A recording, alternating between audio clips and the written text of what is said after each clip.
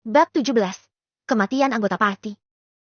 Kini lorong dungeon terasa lebih sempit dari sebelumnya. Atau mungkin Kyle yang berubah. Udara lembab menempel di kulitnya, membuat setiap napas terasa berat seperti ada lumpur dingin memenuhi paru-parunya. Cahaya obor yang dibawa Bok bergetar oleh angin bawah tanah yang entah dari mana datangnya, menciptakan bayangan panjang yang bergoyang di dinding batu seolah makhluk hidup yang bergerilya di balik kegelapan. Party berjalan dalam diam. Bukan diam yang nyaman, melainkan diam yang penuh kecurigaan yang menyusup masuk di antara langkah kaki, menyembunyikan kemungkinan bahwa siapapun bisa menjadi sumber bencana berikutnya. Kyle berada di tengah formasi seperti sebelumnya.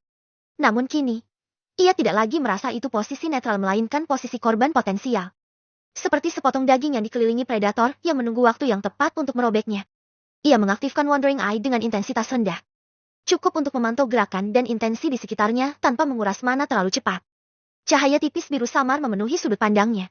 Sensor itu berdenyut pelan mengikuti detak jantungnya. Leron berjalan paling depan. Langkahnya ringan. Terlalu ringan untuk seseorang yang seharusnya menghadapi bahaya pertama kali. Bahunya santai, bukan seperti orang yang memimpin parti melainkan seseorang yang mencari kesempatan untuk kabur bila keadaan memburuk. Laura berada di belakang. Wajahnya pucat seperti tembok batu yang dingin. Tangannya sesekali gemetar saat menggenggam tongkat. Napasnya tersengal karena mana yang menipis. Seolah setiap mantra yang ia lemparkan mengikis sisa hidupnya.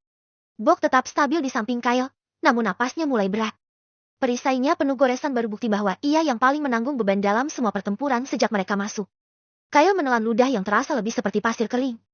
Formasi ini mulai rapuh, pikirnya. Dan seseorang mendorongnya agar pecah.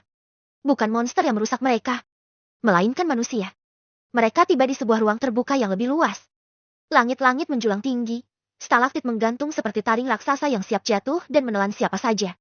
Lantai yang luas dipenuhi tulang-tulang lama, tulang adventure, tulang monster semua bercampur, tak lagi bisa dibedakan.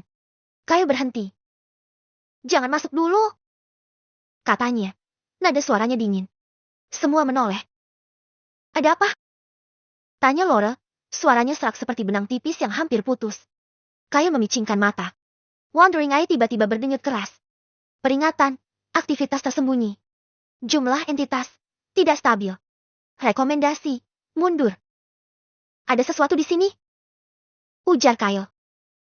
"Bukan satu atau dua monster." Leron menengok ke sekeliling. Pura-pura memastikan situasi lalu tertawa kecil. "Kau terlalu tegang, nak." Kyle menatap lurus, tidak mengalihkan pandangan sedikit pun. "Ini bukan soal tegang." Leron mengangkat bahu santai. "Kita sudah sejauh ini. Tidak mungkin kita pulang dengan tangan kosong. Itu justru masalahnya." Balas Kyle cepat. Bok menggeram, suaranya rendah dan berat. "Kita butuh istirahat. Tapi tempat ini terlalu buruk untuk bertahan lama." Laura menelan ludah.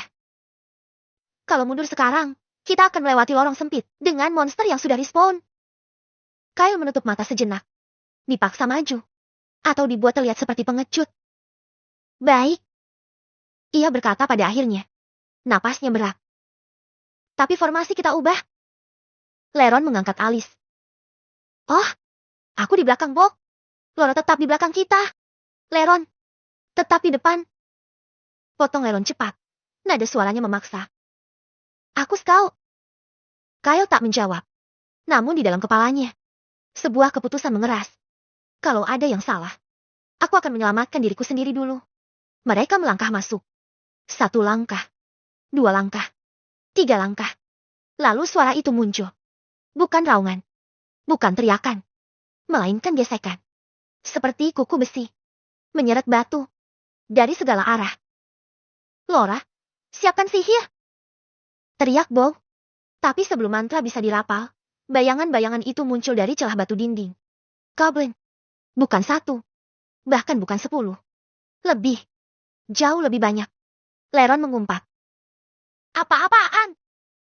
Kyle sudah bergerak bahkan sebelum pikirannya sempat memproses rasa takut. "Formasi defensif," teriaknya. Namun perintah itu datang terlambat. Goblin-goblin itu menyerbu seperti gelombang air hitam. Bok menahan 2 serangan sekaligus perisainya bergetar hebat. Laura melepas mantra api kecil, membakar 1 goblin tapi itu hanya mengundang lebih banyak serangan.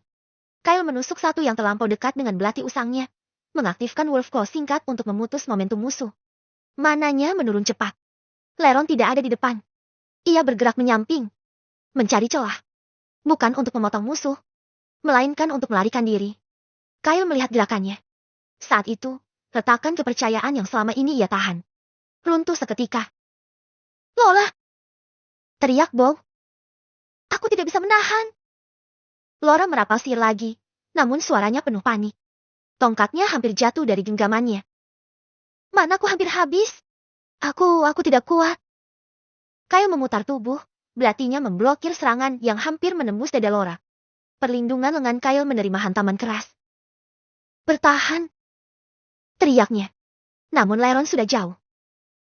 Keluar dari sini! Teriak Leron sambil menebas goblin yang menghalanginya, kemudian berlari ke arah berlawanan. Meninggalkan mereka. Laura terbelalak. Dia kabur! Bok menggeram penuh amarah. Brengsek! Kyle merasakan sesuatu pecah di dadanya. Kepercayaan. Goblin terus berdatangan. Wolf Claw. Tebas. Tahan. Lindungi. Mananya menurun drastis. Mana? 46, 31, 18, 12. Kita harus mundur. Bok teriak.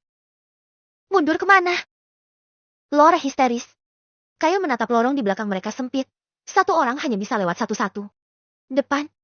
Neraka hijau. Keputusan harus dibuat, sekarang.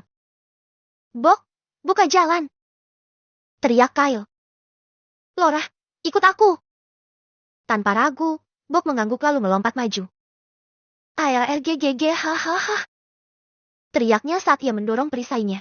Menghancurkan formasi goblin dan menciptakan celah sempit. Kyle menarik Laura, memaksanya bergerak. Goblin-goblin mengejar dari belakang. Kyle melirik. Bok masih bertarung sendirian menghadapi gelombang musuh. Bok! Teriak Kyle. Pria besar itu hanya sempat menoleh sesaat. Senyumnya getir. Pergi! Teriaknya. Jangan lihat ke belakang. Kyle menggertakkan giginya hingga rahangnya terasa hendak patah. Ia ingin berbalik. Ia ingin membantu. Namun Wandering Eye berdenyut keras. Peringatan. Jika berhenti, tingkat kematian meningkat drastis. Kyle menarik Laura lebih kuat. Mereka berlari. Suara teriakan Bok memudar di belakang mereka tersapu oleh benturan logam dan jeritan goblin. Kyle tidak menoleh. Bahkan ketika air mulai menggenang di mata Laura, ia tetap menyeretnya maju. Lorong sempit itu seperti neraka yang memanjang tanpa akhir. Nafas Laura nyaris tidak ada lagi. Kaki Kyle hampir terpeleset oleh darah hijau lengket yang entah siapa pemiliknya. Laura jatuh tersungkur. Kyle berhenti, mengangkat tubuhnya dengan satu tangan. Maaf aku. Laura terisak. Diam dan fokus. Balas Kyle dingin. Mereka terus berlari. Sampai akhirnya, mereka melihat Sina. Keluar dari dungeon jatuh tersungkur di tanah basah luar. Cahaya matahari terasa menyakitkan di mata. Seolah dunia luar ingin mengingatkan bahwa mereka masih hidup, sementara seseorang yang bersama mereka tadi tidak lagi bernapas. Kyle terengah. Laura menangis dalam diam. Tidak ada langkah lain yang menyusul mereka. Tidak ada. Beberapa menit berlalu seperti mimpi buruk yang tidak mau bangun. Petualang lain di sekitar gerbang terkejut melihat keadaan mereka. Apa yang terjadi? Di mana anggota parti kalian lainnya? Kyle tidak menjawab. Laura tidak bisa menjawab. Air matanya sudah menjadi satu-satunya bahasa yang tersisa. Kyle berdiri perlahan, menatap pintu batu dungeon itu. Tidak ada sistem yang mengkonfirmasi. Kematian Bok. Tidak ada notifikasi. Namun ia tahu, Bok tidak akan keluar. Tidak sebagai manusia. Malam itu Kyle duduk sendirian di pinggir kota. Udara malam menusuk kulit. Namun dingin itu kalah oleh hampa yang menusuk jantungnya. Laura telah dibawa ke guild untuk diperiksa. Leron menghilang seperti orang yang tidak pernah ada. Kyle menatap tangannya. Tangan yang gemetar bukan karena takut, melainkan karena amarah yang terpendam dan rasa muak pada dirinya sendiri. Leno dulu percaya pada orang. Hasilnya, pengkhianatan. Kyle mencoba mempercayai lagi. Hasilnya, sama saja. Ia tertawa pelan. Tawa tanpa suara, tanpa emosi. Aku memang bodoh. Namun ini adalah kebodohan terakhirnya. Kyle mengepalkan tangan. Tidak lagi. Suara itu keluar pelan, namun lebih tegas dari teriakan manapun. Aku tidak akan lagi mengikat nyawaku pada keputusan orang lain. Ia berdiri, menatap langit gelap. Wajahnya tanpa air mata. Hanya tekad. Mulai sekarang. Mata Kyle mengeras. Aku akan bertarung untuk hidupku sendiri.